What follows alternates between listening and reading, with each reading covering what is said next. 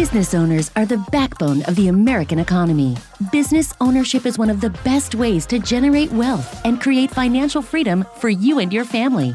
Welcome to the Aquila Wealth Podcast. Listen in as we tackle the challenges of entrepreneurship and share how to remove financial procrastination and find freedom from financial stress. Your host is Eric Maldonado, founder of Aquila Wealth Advisors, LLC, in San Luis Obispo, California. He is a fiduciary financial advisor and a certified financial planner. Aquila Wealth Advisors is a fee-only, commission-free financial planning firm focused on helping business owners maximize profits, positively impact their community, take care of their family, and achieve financial freedom. Here's Eric. Okay, welcome. You made it.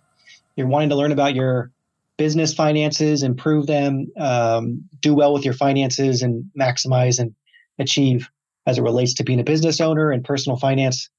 Today, we're talking about the top 5 fundamentals, in my opinion, that any business owner could and should set up in order to reach financial independence, financial freedom, and just be in an overall good position. Fundamentally, have a firm foundation set.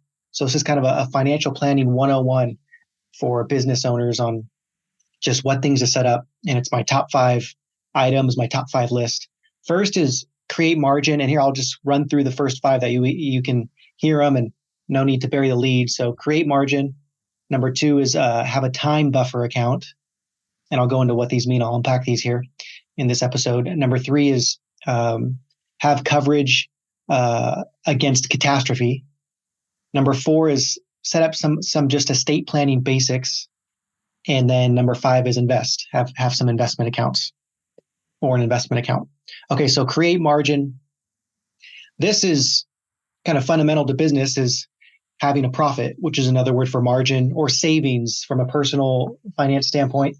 Many people think of this as income minus expenses equals savings, or in a business world, income minus expenses equals profit. And here, I'll write it here. We have our income coming into our business. We subtract out our expenses. And then what's left over is, profit or margin. And this profit here is really what we're working for and trying to, achieve, unless you're a nonprofit business. And, then you still even have to have, some form of sustainability for the nonprofit.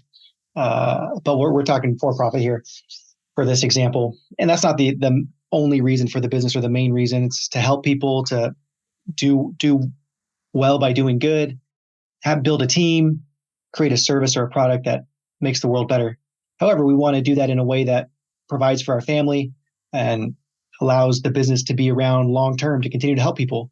So creating margin is hugely important in order for you to be able to be around long-term, do the main things that you want to do, usually with profit, with margin.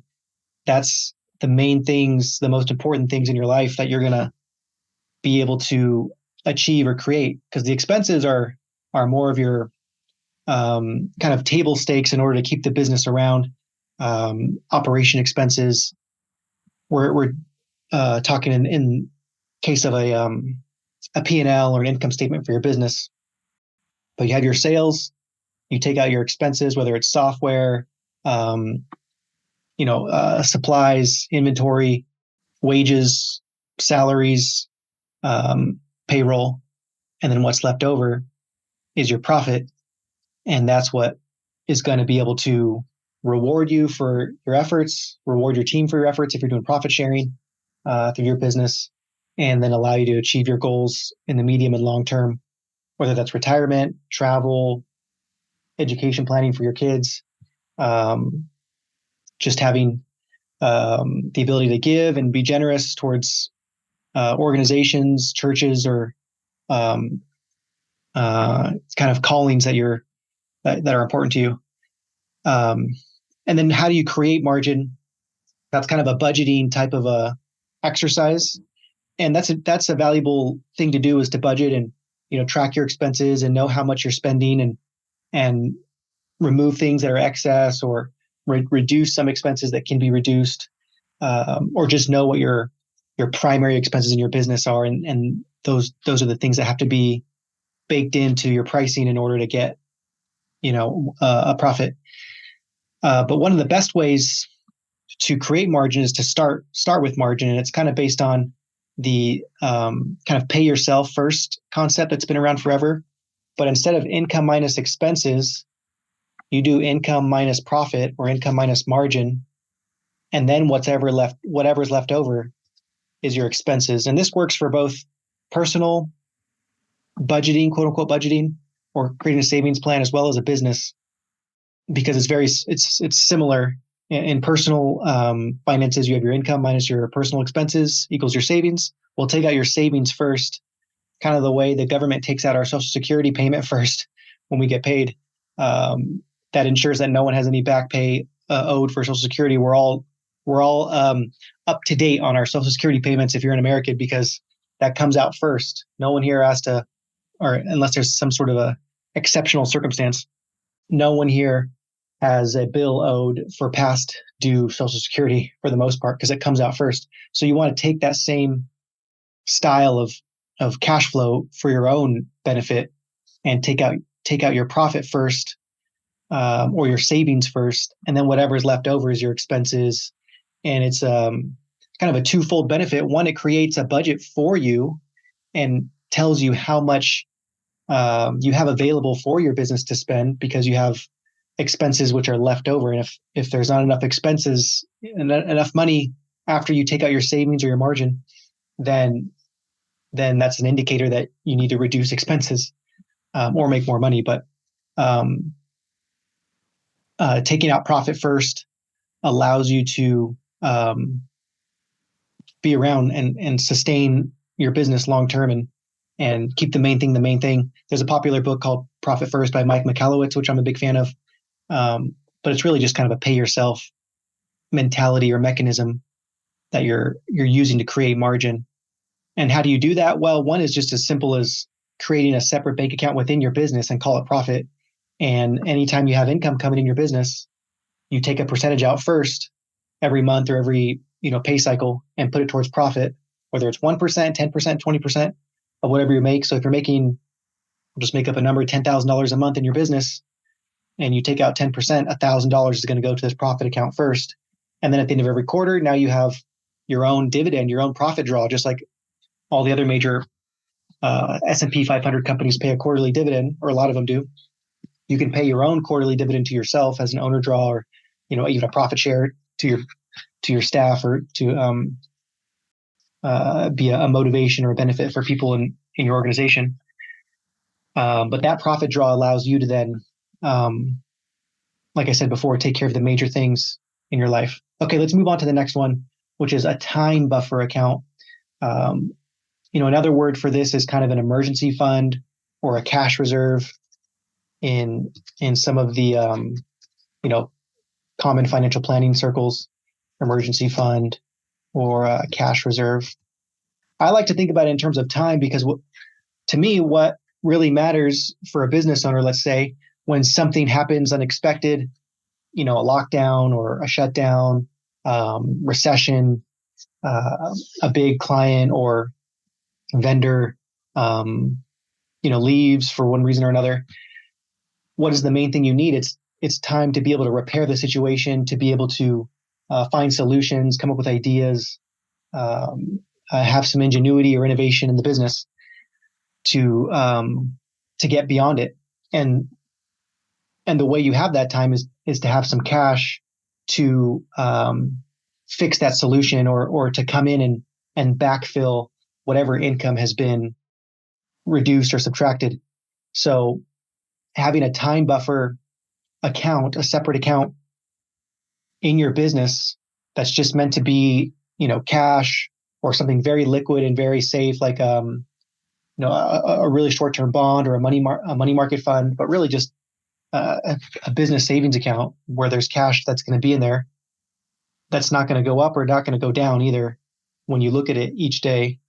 And it's meant to be kind of a fail-safe, and also a little bit of a stress valve, especially for many business owners. If you're the sole owner of it or a sole proprietor, oftentimes you have no one to rely on but yourself.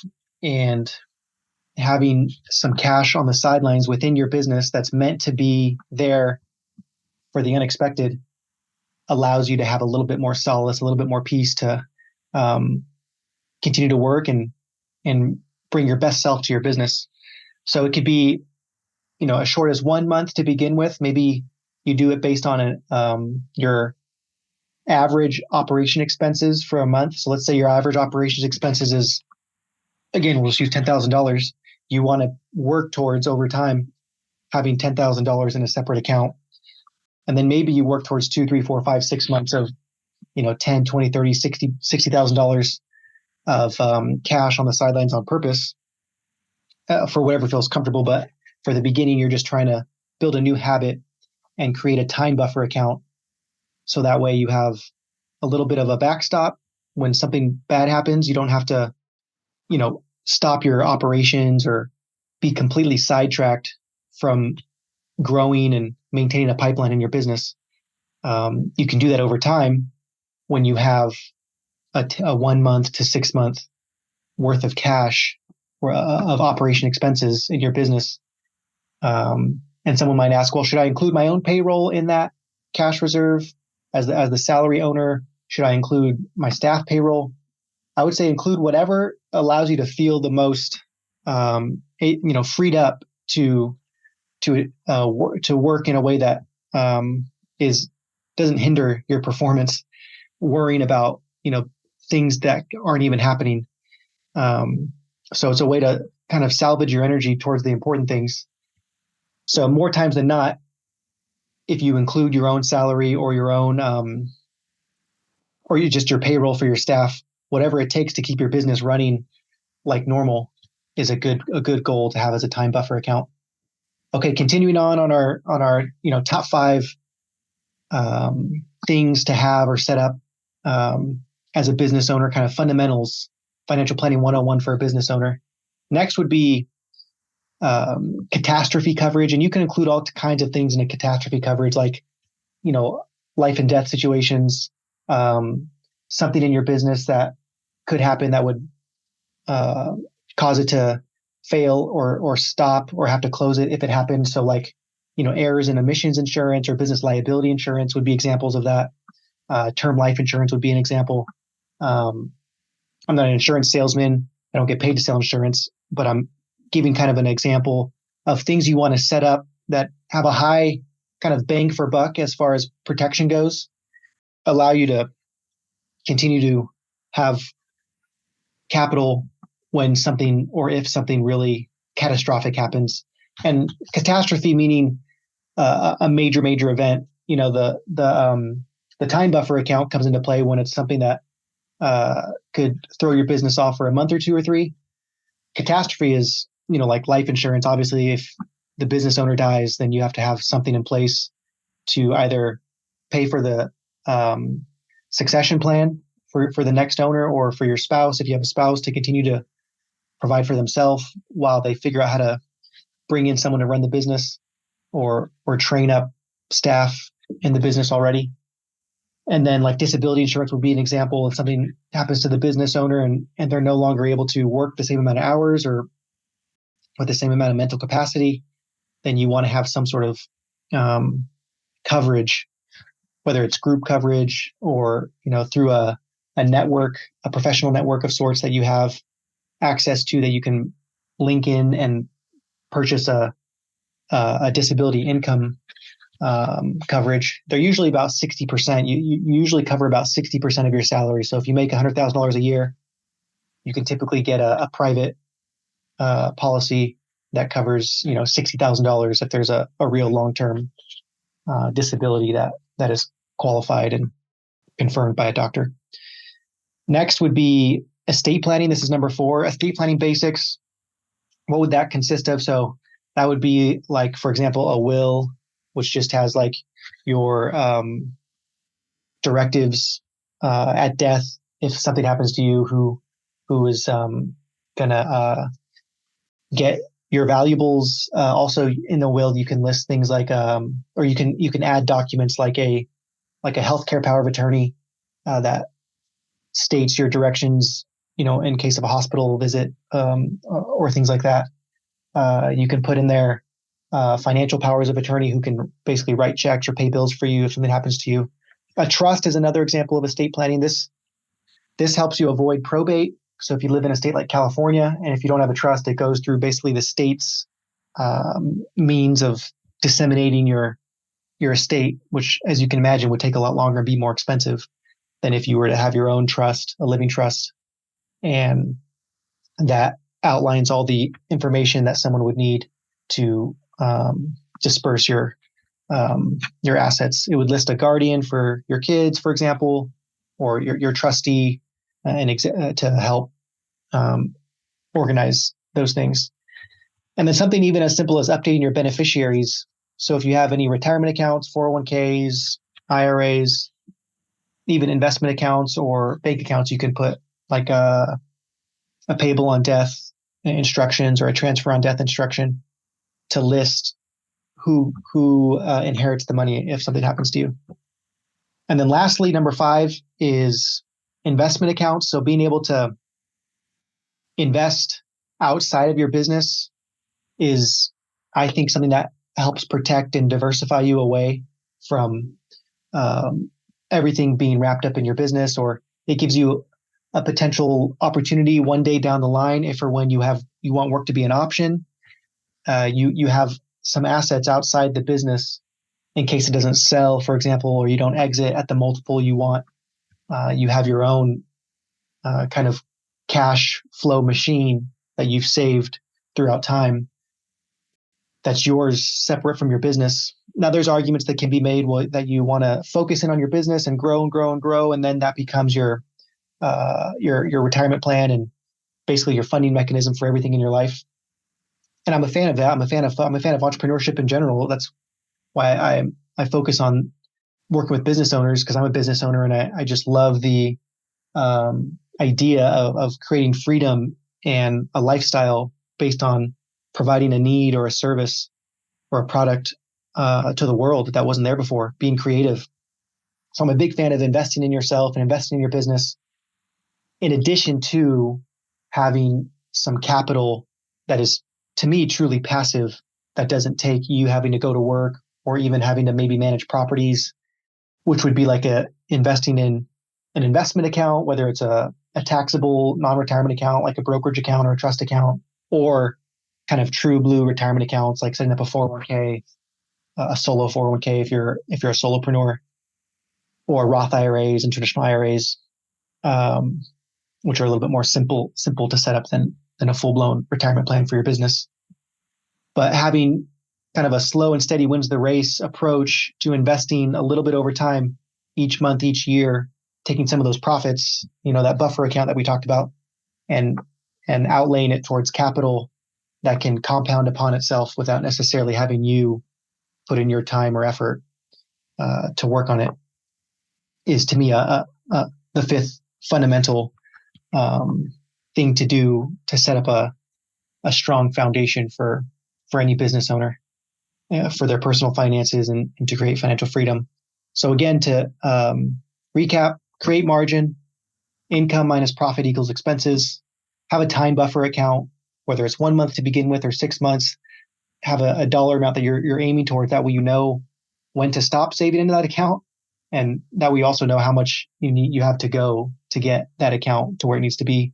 Catastrophe coverage, whether that's term insurance for life, disability coverage, the appropriate business insurances, errors and omissions, or if you're like a service professional, or business liability insurance if you have people coming in and out of your operation or your location, and you want to have trip and fall coverage.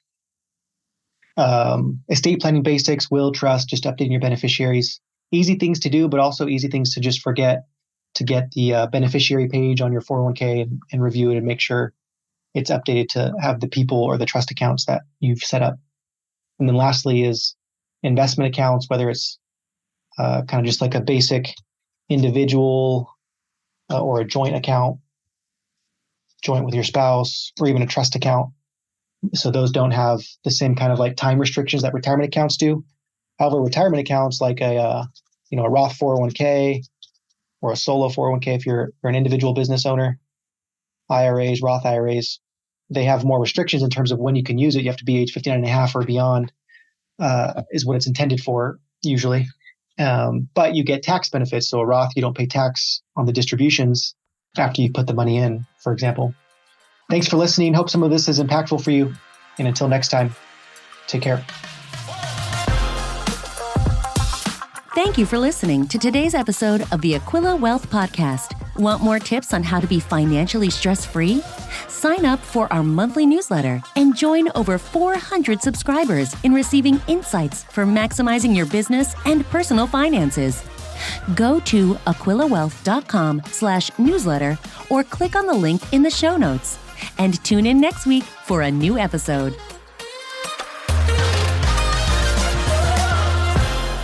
Please see the show notes for important disclosures regarding Aquila Wealth Advisors, LLC, and this episode. All communication in this podcast is for information purposes only and should not be considered tax, legal, or investment advice. All information or ideas provided should be discussed with an advisor, accountant, or legal counsel before implementation.